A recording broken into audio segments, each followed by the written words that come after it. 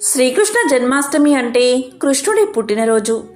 జన్మాష్టమి అని పిలుస్తున్న ఈ రోజున కృష్ణుణ్ణి భక్తి శ్రద్ధలతో పూజిస్తే అంతులేని సంపద వచ్చి పడుతుందని పండితులు చెబుతున్నారు. మీకు ఉన్న బాధలు, కష్టాలన్నీ తొలగిపోతాయి. ఆ శ్రీకృష్ణ పరమాత్ముడి యొక్క అనుగ్రహం ఎల్లప్పుడూ ఉండాలి అంటే కృష్ణాష్టమి రోజున ఆడవారు ఈ రంగు చీరను కట్టుకోవాలి అని శాస్త్రాలు చెబుతున్నాయి. కృష్ణ అవతారం శ్రీ మహావిష్ణువు యొక్క 8వ అవతారం. శ్రీ మహావిష్ణువు అవతారాలలో శ్రీకృష్ణ అవతారం విశిష్టమైనది. అందుకే కృష్ణ పరమాత్మ ఆవిర్భవించిన దివ్య తిథినే కృష్ణాష్టమిగా జరుపుకుంటూ ఉంటారు. కృష్ణాష్టమినే జన్మాష్టమి, గోకులాష్టమి, అష్టమి రోహిణి అని పిలుస్తారు. మరి ఎంతో విశేషమైన ఈ శ్రీకృష్ణాష్టమి రోజు ఆడవారు ఏ రంగు చీరను కట్టుకుంటే సకల శుభాలు కలుగుతాయో ఇప్పుడు ఈ వీడియోలో తెలుసుకుందాం. ముందుగా శ్రీకృష్ణ జన్మ వృత్తాంతాన్ని తెలిపే ఈ కథను విందాం. ప్రజలు చేసే పాపాల భారం భూదేవికి భరించడం సాధ్యం కాలేదు. మనుషులు చేసిన పాపాల వల్ల మొక్కలు, జంతువులు, నీరు, గాలి మరియు భూమి నాశనం అవుతున్నాయి. అప్పుడు భూదేవి విష్ణువు దగ్గరకు వెళ్ళి తన్ని కాపాడమని కోరుకుంటుంది. హిందూ మత గ్రంథాల ప్రకారం ఈ ప్రధాన సంఘటన భగవంతుడైన శ్రీకృష్ణుడి జన్మకు ప్రేరేపించింది. ఇది కృష్ణుడు జన్మించడానికి మొట్టమొదటి కారణం. మధుర పాలకుడైనటువంటి కంసుడు దుష్ట శక్తిగా మారి చేస్తున్న పాపాలు తారాస్థాయికి చేరుకున్నాయి. కంసుడి యొక్క సోదరి దేవకి వివాహం వసుదేవునితో జరుగుతుంది. వివాహం జరిగిన వెంటనే ఆ ప్రదేశంలో ఆకాశవాణి దేవకి వసుదేవులకు పుట్టిన 8వ సంతానం చేతిలోనే కంసుడికి మరణం సంభవిస్తుందని పలుకుతుంది. ఆ మాటలు విన్న వెంటనే కంసుడు కత్తి తీసి దేవకిని చంపడానికి ప్రయత్నిస్తాడు. అప్పుడు వసుదేవుడు, అతని భార్య దేవకి కంసుడితో తమకు పుట్టిన పిల్లలను అప్పగిస్తామని వాగ్దానం చేస్తారు. వారిని చెరసాల్లో పెట్టి బంధిస్తాడు కంసుడు. ఈ క్రమంలోనే వారికి సంతానం కలగడం, కాపలా వ్యక్తులు ఆ విషయాన్ని కంసుడికి చేరవేయడం, కంసుడు వచ్చి ఆ బిడ్డలను చంపడం జరుగుతూ ఉంటుంది. అయితే 8వసారి గర్భం దాల్చిన దేవకి 12 మగబిడ్డకు జన్మను ఇస్తుంది. అయితే ఆ సమయంలో చెరసాల తలుపులు వాటంతట అవే తెరుచుకుంటాయి. కాపలా వ్యక్తులు మత్తులోకి వెళ్ళిపోవడంతో ఆ బిడ్డను తీసుకుని వసుదేవుడు గోకులంలోని నందుని భార్య యశోద దగ్గరకు వెళ్ళి ఆమెకు పుట్టిన సంతానం ఆడబిడ్డను తీసుకుని వచ్చి మధురలో దేవకి చెంత ఉంచుతాడు. ఈ క్రమంలోనే ఆ బిడ్డ ఏడుపుతో మెలకువలోకి వచ్చిన కాపలాదారులు దేవకికి 8వ సంతానంగా ఆడపిల్ల పుట్టిందని కంసుడికి తెలియచేస్తారు. అప్పుడు కంసుడు ఆ బిడ్డను చంపడానికి ప్రయత్నించగా ఆ బిడ్డ గాలిలోకి ఎగిరి ఇలా పలుకుతుంది: కంస, నిన్ను చంపేవాడు ఎక్కడో లేడు, గోకులంలోనే పెరుగుతున్నాడు అని చెప్పి మాయమవుతుంది. ఈ విధంగా కన్నయ్య ఒక రాజకుటుంబంలో జన్మించినప్పటికీ గోకులంలో గోవుల కాపరిగా పెరిగి చివరికి కంసుణ్ణి సంహరిస్తాడు. ఈ విధంగా కంసుణ్ణి చంపడం కోసమే శ్రీకృష్ణుడి అవతారంలో విష్ణుమూర్తి జన్మించాడు. ఇది కృష్ణుడి యొక్క జననం వెనుక ఉన్న కథ. ఒకరోజు కృష్ణుడు మధ్యాహ్నం భోజనం చేస్తున్నాడు.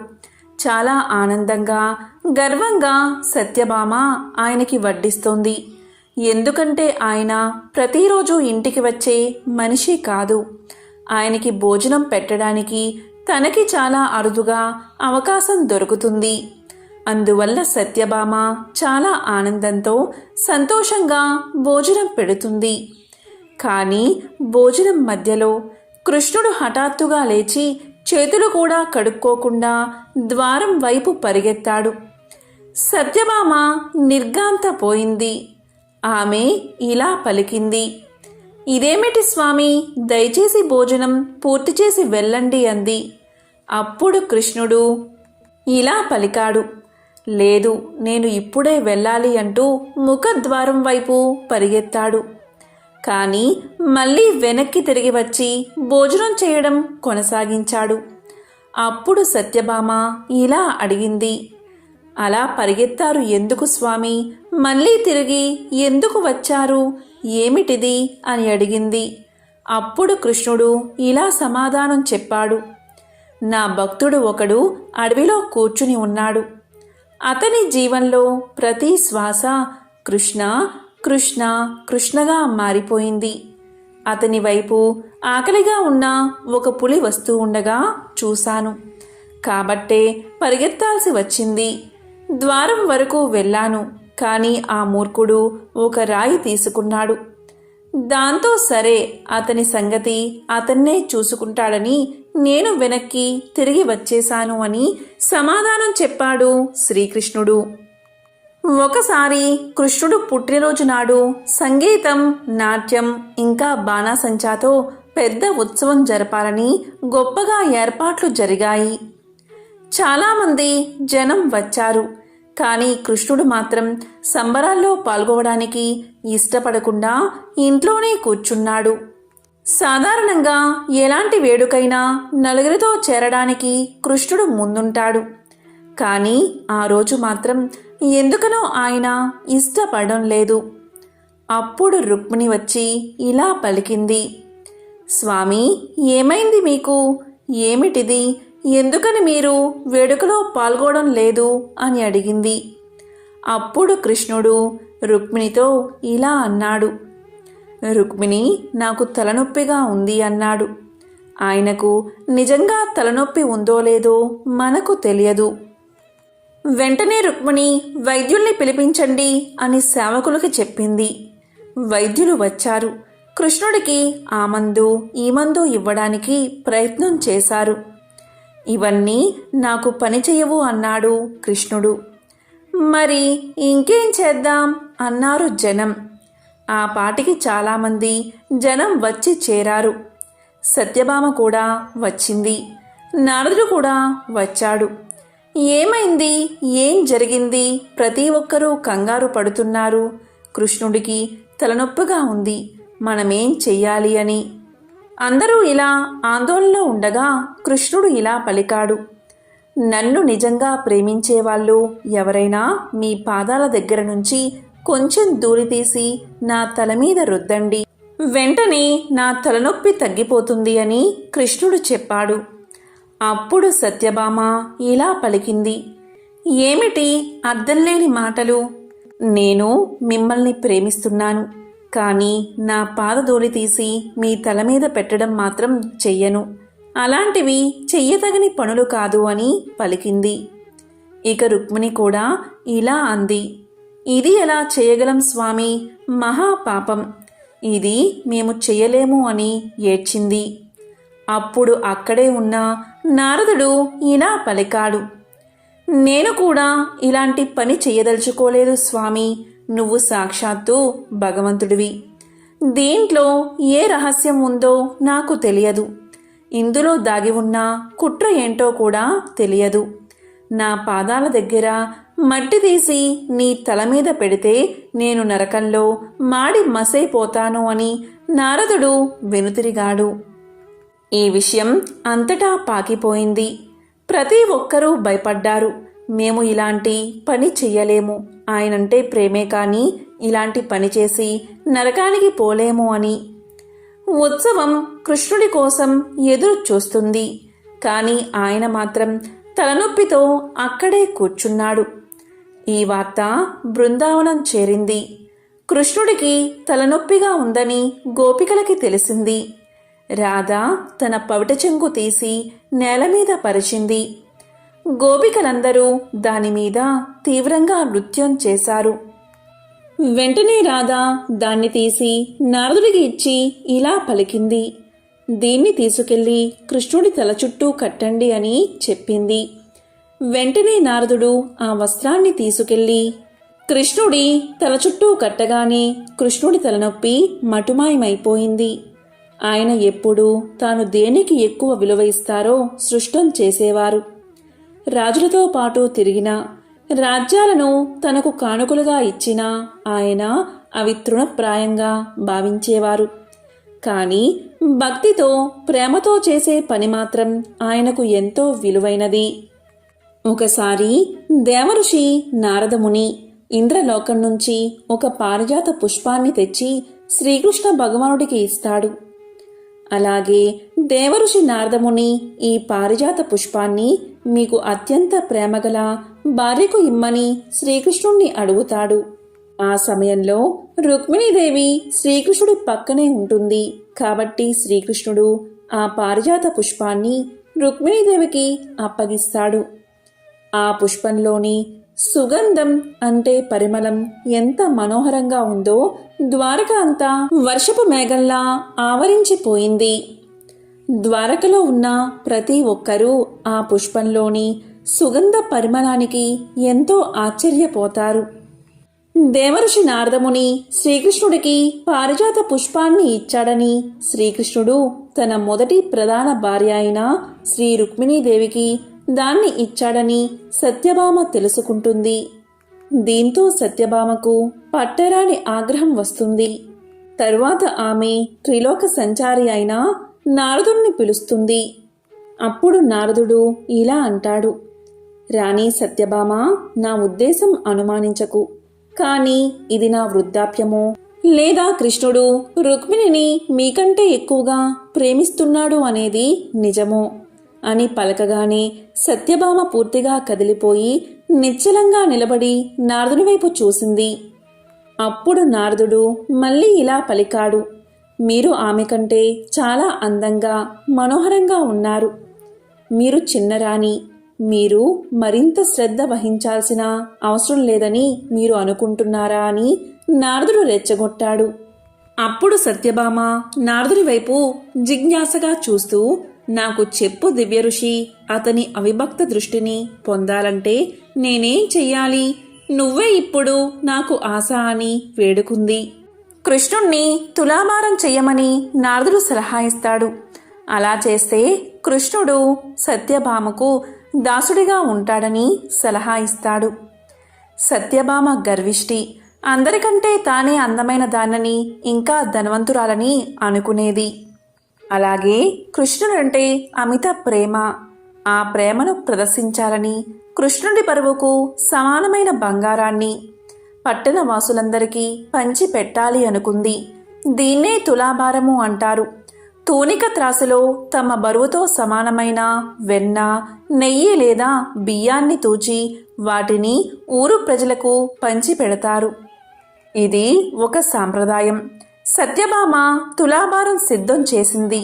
అందరూ చాలా మెచ్చుకున్నారు. కానీ కృష్ణుడికి మాత్రం ఇదంతా నచ్చలేదు. ఆయన వెళ్ళి త్రాసులో కూర్చున్నాడు. ఆవిడకి కృష్ణుడి బరువెంతో సుమారుగా తెలుసు కనుక అంతకు సరితూగే బంగారం సిద్ధం చేసి ఉంచింది. కానీ ఆ బంగారాన్ని త్రాసులో ఉంచినప్పుడు త్రాసు కొంచెం కూడా కదలలేదు.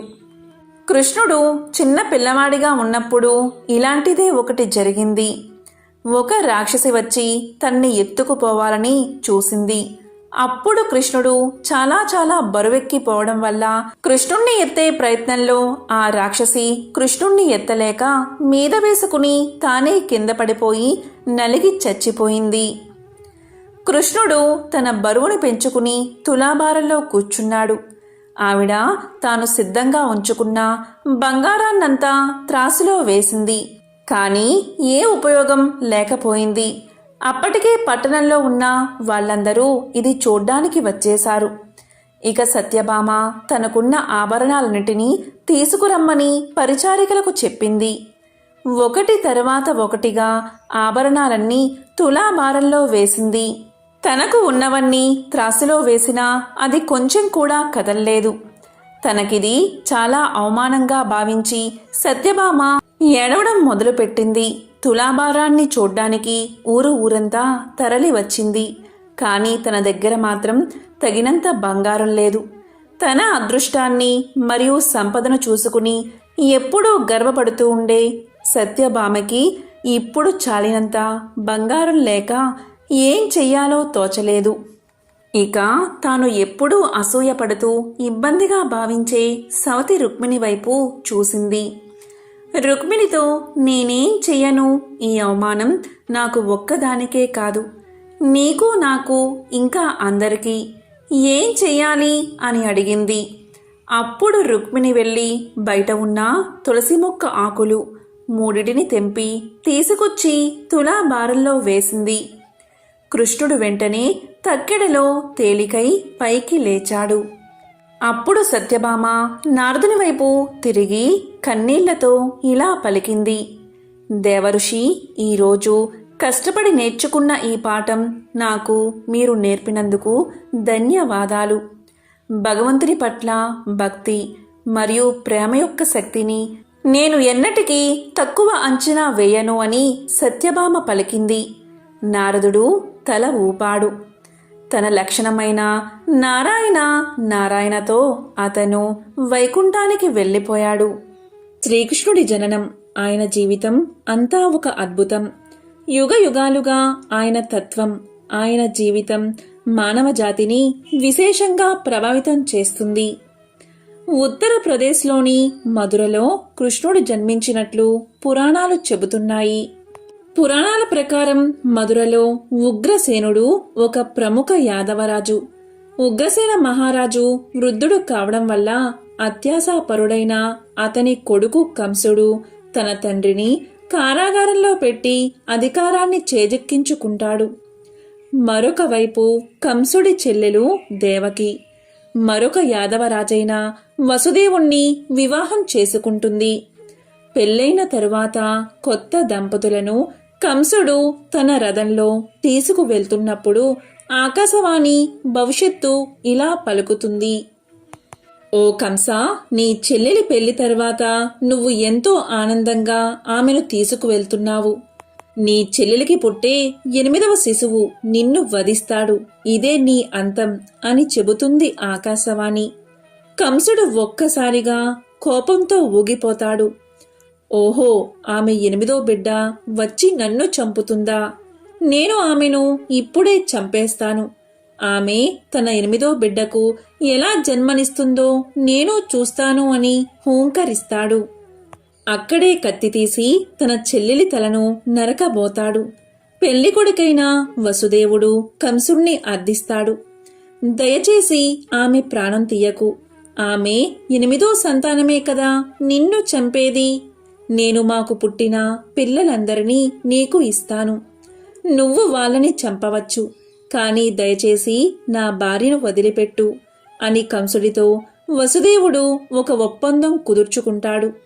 కానీ కంసుడు తన ప్రాణం మీద ఉన్న తీపితో చెల్లెల్ని బావను గృహ నిర్బంధంలో ఉంచి ఎప్పుడూ కాపలా ఉండేటట్లు ఏర్పాట్లు చేయిస్తాడు. మొదటి బిడ్డ పుట్టగానే కాపలా వాళ్ళు కంసుడికి ఈ వార్తను చేరవేస్తారు. ఆయన రాగానే దేవకి వసుదేవులు 8వ సంతానమే కదా నిన్ను చంపేది, ఈ బిడ్డను ప్రాణాలతో వదిలేయమని ఏడ్చి ప్రాధేయపడతారు. కంసుడు వారి వేదన్ని పట్టించుకోకుండా బిడ్డను తీసుకువెళ్లి కాళ్ళు పట్టుకుని ఒక రాయికేసి బాదుతాడు. ప్రతిసారి ఒక శిశువు జన్మించడం. ఆ తల్లిదండ్రులు కంసుణ్ణి ఎన్నో విధాలుగా ప్రాధేయపడినా ఆయన ఎవరిని ప్రాణాలతో వదిలేయకపోవడం. అది ఇలా జరుగుతూనే వస్తుంది. 8వ బిడ్డ బహుళపక్షం అష్టమి రోజున ఉరుములతో వర్షం పడుతున్నప్పుడు జన్మిస్తుంది. అప్పుడు ఒక అద్భుతం జరుగుతుంది. కారాగారం తలుపులు వాటంతట అవే తెరుచుకుంటాయి. కాపలా వాళ్ళందరూ నిద్రలోకి జారిపోతారు. వసుదేవుడి సంకెళ్ళు తెగిపోతాయి. వసుదేవుడు ఇదంతా దైవలీలగా భావిస్తాడు. వెంటనే ఆయన బిడ్డను ఎత్తుకుని ఏదో మార్గనిర్దేశం జరిగినట్లు యమునా నది వైపుకు నడుస్తాడు. ఆ ప్రదేశమంతా వరదతో మునిగి ఉన్న ఆశ్చర్యకరంగా ఆయన నదిని దాటే మార్గం తెరుచుకునే ఉంటుంది. వసుదేవుడు నదిని దాటి నంద యశోదల ఇంటికి వెళ్తాడు. యశోద అప్పుడే ఒక ఆడపిల్లకు జన్మను ఇస్తుంది. అది ఎంతో కష్టమైన ప్రసవం కావడం వల్ల ఆమె స్పృహలో ఉండదు. వసుదేవుడు ఈ ఆడపిల్ల స్థానంలో కృష్ణుణ్ణి ఉంచి ఆ ఆడపిల్లను తీసుకుని తిరిగి కారాగారానికి వచ్చేస్తాడు. అప్పుడు ఆ ఆడపిల్ల ఏడుస్తుంది. కాపలా వాళ్ళు వెళ్లి కంసుడికి వార్తను చేరవేస్తారు. కంసుడు అనుమానంతో కాపలా వాళ్లను ప్రశ్నించగా వారు భయపడి తామంతా చూశామని, ఆడపిల్లే పుట్టిందని చెబుతారు. ఇది కేవలం ఒక ఆడపిల్ల నన్ను చంపలేదు. అదే ఒక మగపిల్లవాడు అయ్యుంటే అతడు నిన్ను చంపగలిగేవాడేమో. కాని ఇది ఒక ఆడపిల్ల, ఈ పాపను వదిలిపెట్టు అని కంసుణ్ణి దేవకి వసుదేవులు అర్థిస్తారు. కాని కంసుడు కనికరించడు. ఆ బిడ్డ కాళ్లను పైకెత్తి నేలకేసి కొట్టబోతాడు. అప్పుడు ఆ బిడ్డ కంసుడి చేతి నుంచి జారిపోయి ఎగిరి బయటకు వెళ్లి నిన్ను చంపేవాడు మరెక్కడో ఉన్నాడు అని చెప్పి అంతర్ధానమవుతుంది. ఆ విధంగా గోకులం చేరిన కృష్ణుడు రాజు కొడుకే అయినా ఒక సాధారణమైన గోవుల కాపరిలాగానే పెరిగాడు. శ్రీ మహావిష్ణువు 8వ అవతారమైన శ్రీకృష్ణుడు జన్మించిన అష్టమినే కృష్ణాష్టమిగా మనం జరుపుకుంటాం. శ్రీమద్ భాగవత పురాణంలోని కుచేల మరియు కృష్ణుని కథ ఎంతో విశేషమైనది.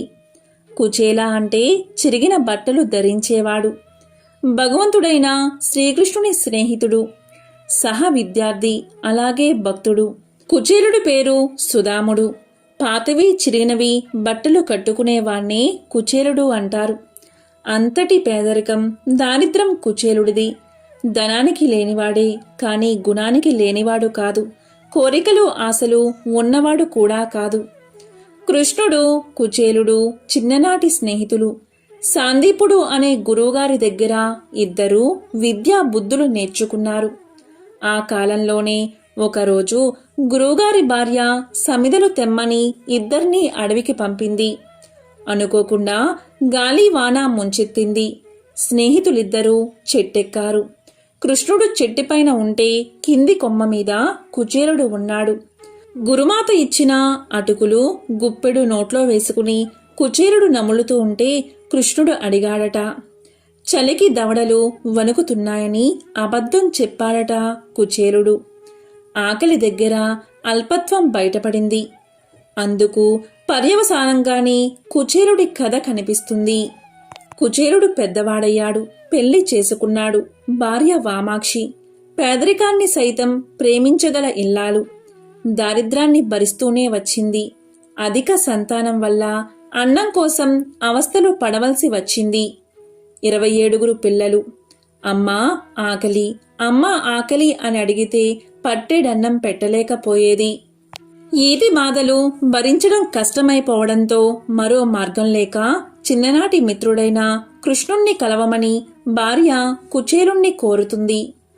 ఏదో ఒక దారి దొరకకపోదా అని ఏ ఆశ లేని కుచేలుడు సరే అన్నాడు.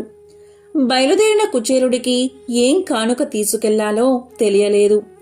అప్పుడు భార్య ఇంట్లో వెతకగా దొరికిన కాసిన్ని అటుకులను భుజం మీది తుండగుడ్డలో చిరుగులు లేని చోట వేసి కట్టింది.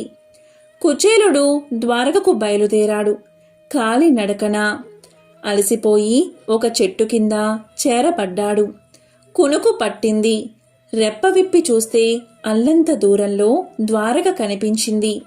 అప్పుడే వచ్చేశానా అని అనుకున్నాడట కుచేలుడు. కృష్ణుడు తన మాయతో కష్టం తప్పించి నిద్రలో ఉండగా ఎత్తుకొచ్చి దింపిన సంగతి కుచేలుడికి తెలియనే తెలియదు. చిన్ననాటి మిత్రుడు తనను గుర్తుపడతాడో లేదో అని కుచేలుడు అనుమానించాడు. విరుద్ధంగా కృష్ణుడు ఆత్మీయంగా తన అంతఃపురంలోకే కాదు, ఏకంగా ఆంతరంగిక మందిరంలో తన శయ్య మీద కూర్చోపెట్టి కుశలాలు అడిగి తన రాణులకు పరిచయం చేసి అంతా కలిసి పరిచర్యలు చేస్తూ ఉంటే కుచేలుడు నమ్మలేకపోయాడు. తాను తెచ్చిన కానుకను ఇవ్వడానికే సిగ్గుపడ్డాడు. కాని కృష్ణుడు గ్రహించాడు. కుచేలుని చెంగున ఉన్న అటుకులను తీసి గుప్పెడు నోట్లో వేసుకున్నాడు. రెండో గుప్పెడు తీసుకోబోతే భార్య కృష్ణుణ్ణి వారించింది. ఎందుకు అంటే సకల లోకాల్ని నన్ను తృప్తిపరచడానికి అని కృష్ణుడు అనడం, మళ్లీ తినబోతే సంతృప్తి పరచడానికి ఆ కుచుల్ని వెంట తాను వెళ్ళవలసి వస్తుందని ఆమె భయపడిందన్నమాట. అందుకే ఆపింది. ఇవేవీ తెలియని కుచేలుడు ఆత్మాభిమానంతో అడగలేకపోయాడు. ఇంటికి ఖాళీ చేతులతో తిరుగు ముఖం పట్టాడు. కుచేలుడు తన గ్రామానికి చేరుకోగానే తన పాత గుడిసే కనిపించలేదు. బదులుగా ఒక రాజభవనం దాని స్థానంలో నిలిచింది. అతని భార్య, పిల్లలు మంచి బట్టలు కట్టుకు ఉన్నారు. పాతవి మరియు చిరిగినవన్నీ కొత్తగా అయిపోయాయి. అదంతా ఎప్పుడూ చిరునవ్వుతో ఉండే శ్రీకృష్ణుడి లీల అని గుర్తించడానికి కుచేలుడికి ఎక్కువ సమయం పట్టలేదు. మనం భగవంతుణ్ణి ఏమీ అడగనవసరం లేదని ఈ కథ సూచిస్తుంది. మనకు ఏది ఉత్తమమో ఆయనకే తెలుసు. దారిద్ర్యం బదులుగా ధనధాన్యాలు, సిరి సంపదలు కుచేలుని ఇంట తాండవించాయి. నమ్మలేకపోయినా నారాయణ్ణి తలుచుకుని నమస్కారం చేశాడు. తోటివాడే భగవంతుడు అని, భగవంతునికి అర్పించకుండా అంటే పెట్టకుండా తినడానికి ఫలితమిదని, పెట్టింది ఎక్కడికి పోదని వెన్నంటే వస్తుందని చెప్పకనే చెబుతుంది భాగవతంలోని కుచేలుని కథ. దుర్యోధని భార్య భానుమతి. ఆమె అద్భుత సౌందర్య రాశి. కృష్ణుడు వారి రాజభవనానికి అతిథిగా వచ్చినప్పుడు ఆమె వయసు కేవలం 17 సంవత్సరాలు. కృష్ణుని చేత మద్యం తాగేలా చేసి ఆ మత్తులో ఆయన చేత ఏదైనా ప్రమాణం తీసుకోవాలని దుర్యోధనుడు ఒక పన్నాగం పన్నాడు. అందుకుగాను దుర్యోధనుడు అన్ని రకాల ఏర్పాట్లు చేశాడు. విందులో కావలసినంత మద్యం అందేటట్లుగా జాగ్రత్తలు తీసుకున్నాడు. దుర్యోధనుడి స్నేహితులు కూడా వచ్చారు. అందరూ మితిమీరి మద్యాన్ని సేవించారు. దాంతో నియంత్రణ కోల్పోయారు. కానీ కృష్ణుడు మాత్రం తన సంయమనాన్ని చక్కగా నిలుపుకుని అందరినీ ఆకట్టుకున్నాడు. దుర్యోధని భార్య భానుమతి కూడా మితిమీరి మద్యం సేవించింది. ఆమె చాలా చిన్నపిల్ల, తరుణి వయస్కురాలు కావడంతో ఆమెకు ఇటువంటివన్నీ తెలియదు. ఆమె తూలడం ప్రారంభించింది. కొంతసేపటికి అక్కడున్న వారందరూ తూలడం ప్రారంభించారు. దాంతో పరిస్థితులు అదుపు తప్పిపోయాయి. భానుమతి తన మీద తాను నియంత్రణ కోల్పోయింది. ఆమె కృష్ణుని మీద వాలిపోయి ఆయన పట్ల తన కాంక్షను వ్యక్తపరచడం ప్రారంభించింది. కానీ కృష్ణుడు ఆమెను ఒక చిన్న పాపను పట్టుకున్నట్లు పట్టుకున్నాడు. పరిస్థితి ఎక్కడికి దారి తీస్తుందో ఆయన అర్థం చేసుకున్నాడు. ఆ స్థితిలో ఆమె ఒకవేళ ఏమైనా అదుపు తప్పి ప్రవర్తిస్తే ఆ తరువాత పర్యవసనాలను ఆమె ఎదుర్కోలేదు. అంతటితో హస్తినాపురానికి మహారాణిగా ఆమె జీవితం ముగిసిపోతుంది. అందువల్ల కృష్ణుడు ఆమెను తీసుకుని ఆ రాజప్రాసాదంలో భానుమతి అత్తగారైన గాంధారి మందిరంలోకి వెళ్లి అక్కడ ఆమెను అత్తగారికి అప్పగించాడు. మర్నాడు ఉదయం భానుమతి మనసు ఇలా చేసినందుకు కృష్ణుడి పట్ల అపారమైన కృతజ్ఞతా భావంతో నిండిపోయింది. అప్పట్నుంచి ఆమె కృష్ణ భక్తురాలు అయిపోయింది. ఎంతో పవిత్రమైన విశేషమైన ఈ కథలను ఈరోజు విన్నా, చదివినా, చెప్పినా, వినిపించినా సకల శుభాలు కలుగుతాయి. జన్మల దోషాలు తొలగి కోటి జన్మల పుణ్యం వస్తుంది. ఓం శ్రీకృష్ణ పరబ్రహ్మణే నమః.